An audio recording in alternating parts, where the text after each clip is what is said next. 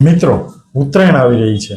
તમે પતંગ ઉડાડવાની તો તૈયારી કરી છે, પણ શું તમે તમારા સ્કિન માટે કંઈ તૈયારી કરી છે? ઉત્તરાયણના દિવસોમાં આપણે 3 થી 4 કલાક ટેરેસ પર રહીએ છીએ, જેમને કારણે ડાયરેક્ટ સન એક્સપોઝર, ટેરેસની ગરમી અને પવનથી સ્કિન ડ્રાય થાય છે.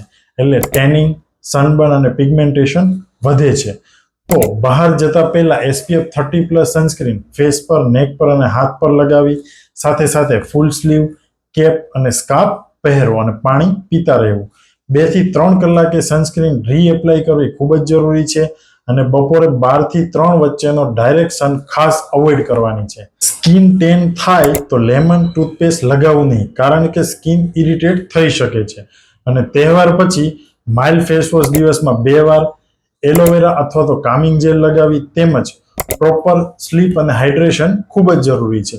અને ખાસ વાત તો મારે એ કરવાની છે કે બાળકોની જે સ્કિન હોય છે ખૂબ સેન્સિટિવ હોય છે, તો માટે ચાઇલ્ડ સેફ સનસ્ક્રીન અને કેપ જરૂરી છે. તો મિત્રો, ઉત્તરાયણને માણો પણ સ્કિનને ડેમેજ વગર.